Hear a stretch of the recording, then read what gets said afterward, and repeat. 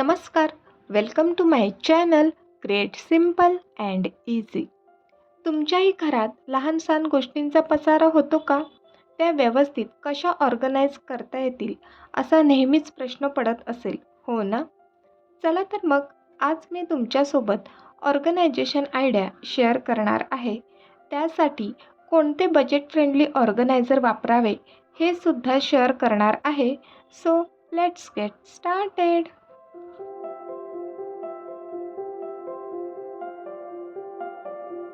महिन्याभरात कितीतरी पेपर्स आपल्या घरात गोळा होतात. Light bill, manual bill, grocery bill, online shopping, महत्त्वाचे लेटर्स किंवा झेरॉक्स कॉपी एक्सेट्रा.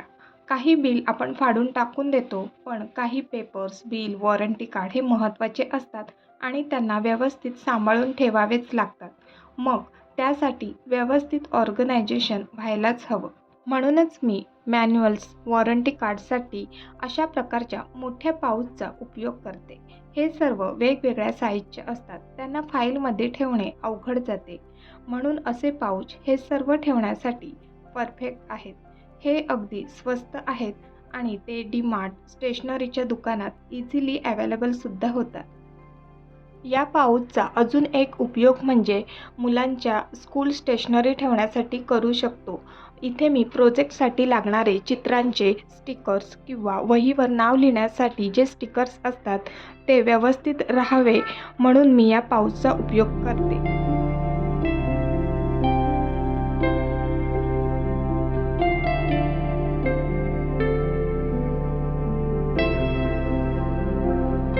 आता हे लाईट बिल्स, मेंटेनन्स बिल्स, काही महत्त्वाचे पेपर्स किंवा मेडिक्लेम किंवा इतरही काही महत्त्वाचे पेपर्स असतात जे की एकत्र ठेवले तर सगळा गोंधळच होणार आहे. तर ते वेगवेगळे ठेवणे खूप महत्त्वाचं ठरतं. परंतु एकाच फाईलमध्ये जर ते वेगवेगळे राहिले तर आपलंही टेन्शन कमी. आता ही तुम्ही फाईल पाहू शकता.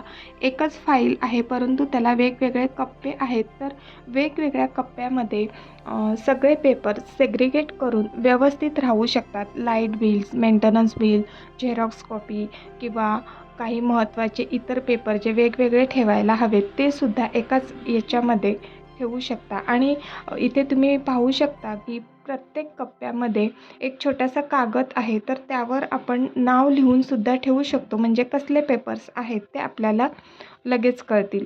तर ही फाईल खूप उपयोगी आहे. याची लिंक मी डिस्क्रिप्शन बॉक्समध्ये देण्याचा प्रयत्न करीन. ही फाईल मी डीमार्टमधनं घेतली होती.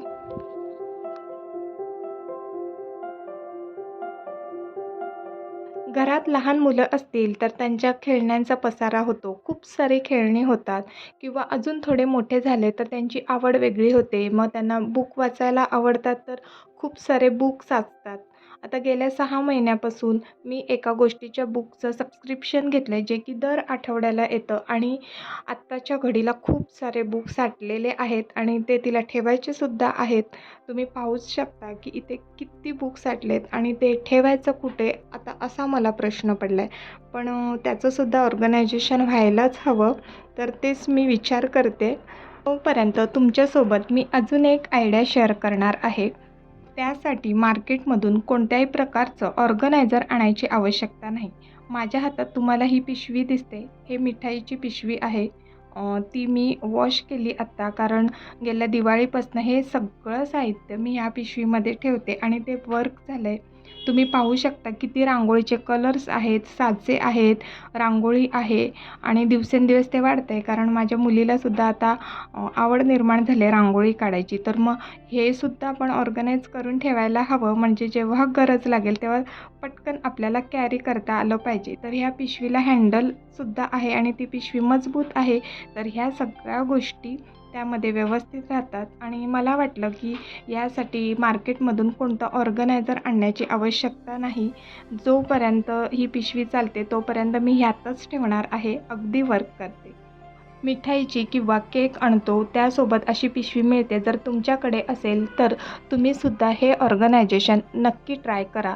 आणि हे सगळं ऑर्गनाईज करता करता मला आयडिया मिळाली की बुक्स कशामध्ये ठेवायचे. तर माझ्याकडे अजून एक अशी पिशवी आहे तर त्यामध्येच मी ते बुकसुद्धा ठेवणार आहे. तुम्हाला सुद्धा अशा सोप्या आयडिया सुचत असतील तर कमेंट बॉक्समध्ये त्या नक्की शेअर करा, म्हणजे मला आणि तुम्हा सगळ्यांना सुद्धा त्याचा उपयोग होईल.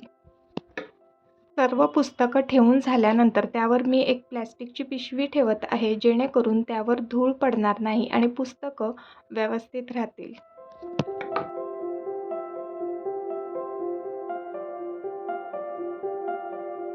प्रत्येक वस्तूचं आपण जर अशा प्रकारे ऑर्गनायझेशन केलं तर तुम्ही पाहताय का, या छोट्या छोट्या वस्तूसुद्धा व्यवस्थित ऑर्गनाईज राहतात. या कप्प्यामध्ये मी मुलीचे स्कूलच्या सगळ्या असेसरीज ठेवल्या आहेत. अगदी क्राफ्टपासून शाळेची बुकं, वह्या, छोट्या छोट्या अगदी गोष्टी आहेत आणि त्या मी व्यवस्थित ऑर्गनाईज करून ठेवल्यात. तर त्यातलीच मी अजून एक आयडिया तुमच्याशी शेअर करणार आहे. ते म्हणजे हे एन्व्हलप पाऊच. हे एन्व्हलप पाऊच खूपच उपयोगी आहेत. यामध्ये मी मुलीचे सगळ्या अशा काही पेपर्स किंवा क्राफ्टच्या वस्तू ठेवलेल्या आहेत, ज्या की मला पटकन सापडतात.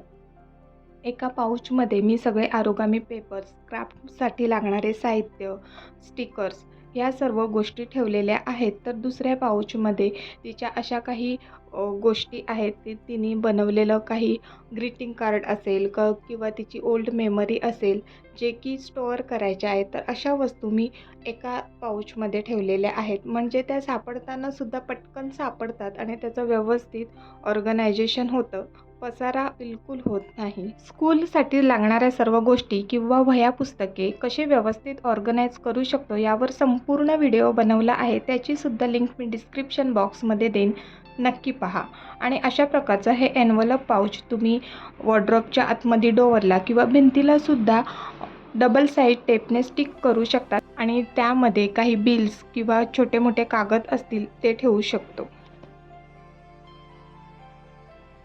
छोट्या साईजचे कानातले मिक्स झाल्यावर त्यांची पेअर शोधणे, वेगवेगळ्या प्रकारचे खिळे, टेकस मिक्स होतात. शिलाई कामाचे साहित्य जसं की बटन्स, हुक, सुई, धागा, क्लिप्स किंवा स्टेशनरी एक्सेट्रा याचं ऑर्गनायझेशन करणं तुम्हाला कठीण वाटत असेल तर त्यासाठी हे ऑर्गनायझर खूप खूप उपयोगी आहे. ऑनलाईन इझिली अवेलेबल आहे. आमच्याकडे भरपूर खिळे, टेकस आहेत आणि ते एकत्र असायचे. त्यामुळे वेळेवर काहीच सापडायचं नाही. म्हणूनच मी हे बॉक्स ऑनलाईन खरेदी केलं होतं आणि हे खरंच वर्क झालं आहे. सगळं काही यामध्ये सेपरेट आणि सुटसुटीत राहतं. तसेच कोणाला आरी वर्क करायला आवडतं, कोणाला ब्रेसलेट, हेअर बँड्स बनवायला आवडतं. तर यासाठी लागणारं साहित्य किती छोटं-छोटं असतं.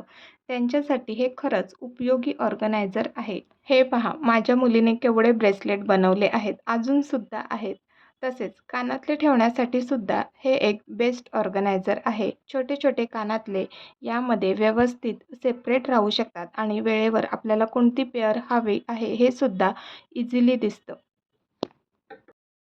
अशा प्रकारच्या ऑर्गनायझरचं मी DIY व्हर्जनसुद्धा केलेलं आहे.